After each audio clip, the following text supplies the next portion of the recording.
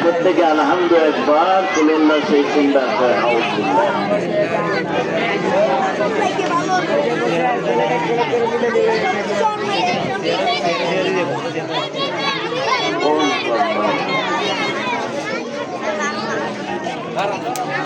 قل هو الله احد الله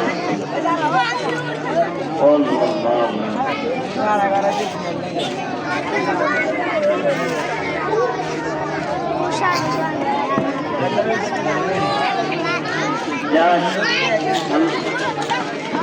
আল্লাহ চায় তো আপনাদেরকে এখানে ডাকার উদ্দেশ্য হচ্ছে একটু দোয়া কি বলেন ঠিক নেই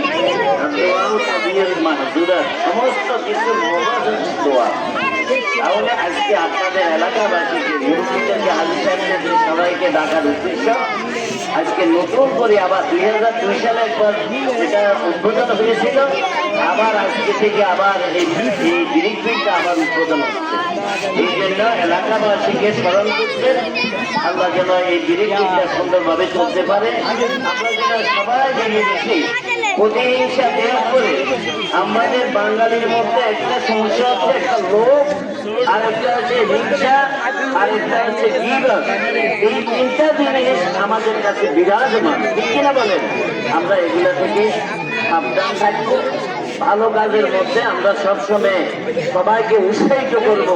এই বৃক্ষের দ্বারা আমাদের প্রত্যেকের উপকার হয় কিনা জানেন? অটো হইতে, দোকানদার হইতে, মসজিদ মাদ্রাসা হইতে সবার জন্য উপকার, কি বলেন?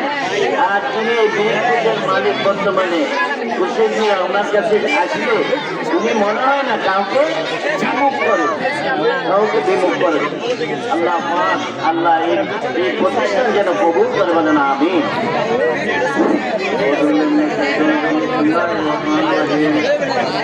এলাকাবাসী আসলে আমি গত বছরে ছিলাম, আপনারা সবাই জানেন।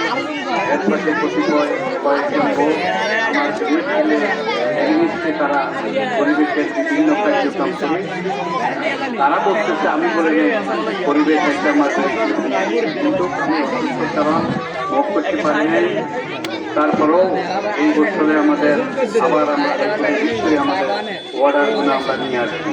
তবে যদি আপনারা মনে করেন যে আমাদের এই অত্র এলাকা এই ব্রিজের জন্য ক্ষতি হয় তাহলে আমাকে বলবেন, আমি বন্ধ করে দেব। আমি এখন চলাফেরা রাস্তাঘাটে অনেকেই বলে আমরা তো একদম নিঃস্ব হয়ে গেছি, হাট বাজার ব্যবসা বাণিজ্য সব কিছু বন্ধ, আমাদের তো কিছু হবে না।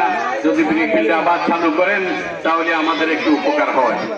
সেই জন্য আমি কি করব নিরুপায়, তারপরেও আবার আমি আমার এই অসুস্থ নিয়েও আমি ব্রিজটা চালু করতে সক্ষম হয়েছি।